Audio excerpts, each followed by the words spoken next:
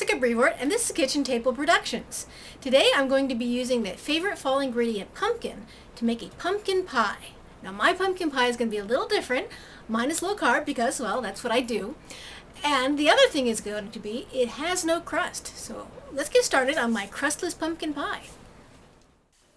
Here I have my pie pan. It's a nice stoneware pan. I like this one because it looks like it's got a crust on it. And I've set my oven for 425 Fahrenheit. These are 2 large eggs. I'm just going to get them in my mixer. Start mixing this a little bit up on low speed, just to kind of started to beaten together. They're more consistent. This is a cup and a half of pumpkin puree. I just got mine out of a can. I find that's a lot easier than trying to make it from scratch, but if you really wanted to, you could make yours from scratch. Just get it all mixed in there. Every bit.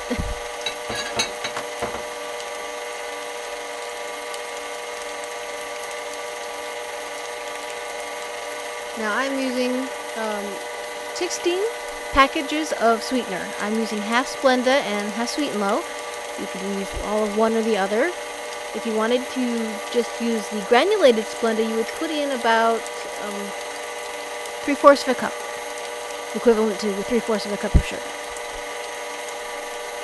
Half a teaspoon of salt. 1 teaspoon of cinnamon.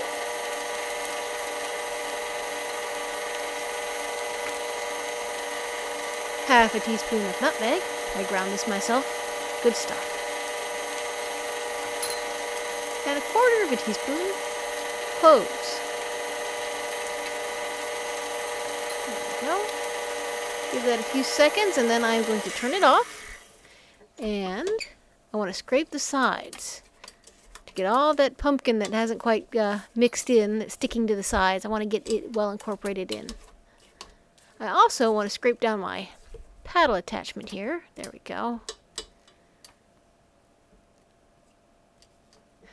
Especially the tops. The things you add in tend to congregate there along the tops. There we go. I'll turn this back on a nice low speed. Doesn't take much to mix all this in. And this is 1 2/3 of a cup of light cream. Go, get that mixed in.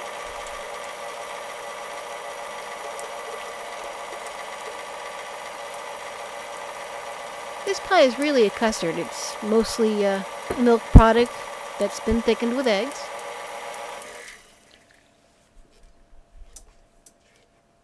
There we go, just mixing down the sides again to get the last bits of pumpkin that haven't quite been mixed in, incorporated. There we go. Now I'm just going to give it a few more seconds. There we are. Doesn't take long. Ooh. Yeah. Okie doke. Let me just put these in my sink. There we go. Oops. Note to self, don't bump the camera. Alright, I'll move this out of the way. Move my pie pan over here so you can see us better. Let me tilt this down so you can see it. I'm just one woman by herself in her kitchen with her camera. There we are. See, without anything in there, that looks pretty. I'll just pour this on in.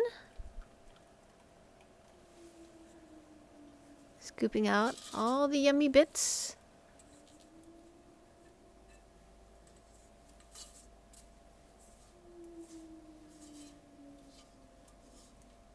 There we are.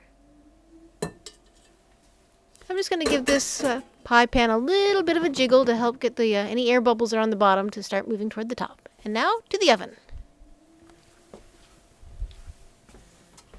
My oven's preheated up to 425. I'm going to put this in the center of my rack and bake it at that temperature for about 15 minutes. Then I'm going to turn it down to 350 and continue baking it for another 45 minutes. We just pop these few bubbles there that have risen to the surface. And we'll push them back. There we go. And voila! My time has passed. I need to check to make sure that it's done. You know the pie is done when a knife that's been inserted into the center comes out clean and not coated with liquid, and when the slice that you make in the center doesn't close back up again. See, there we go. Nice and clean. I'll get this out and put it on my counter to cool.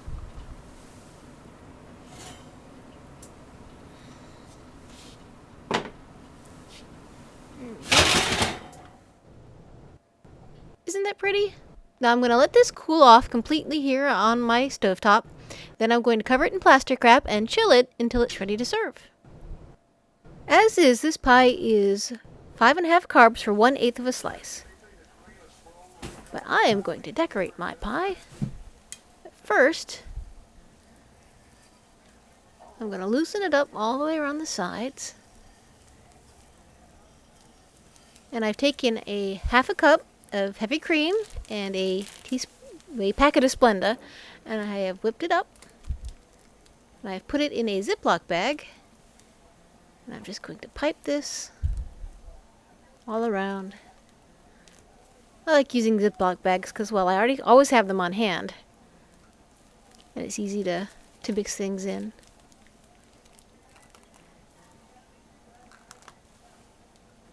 And this will bring my carb count up to about 6 carbs per slice.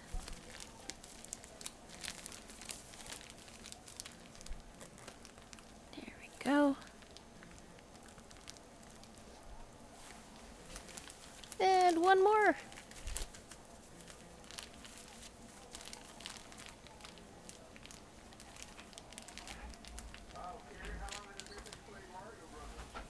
Perfect. Isn't that gorgeous? Come and get it, guys! And that was our crustless pumpkin pie. Now, a pie like this has no crust to support it, so you will want to use a pie server to serve it out. That way you'll keep that nice wedge shape that you associate with pie. But that's all there is to it. I'm Jessica Brewer, and this has been Kitchen Table Productions.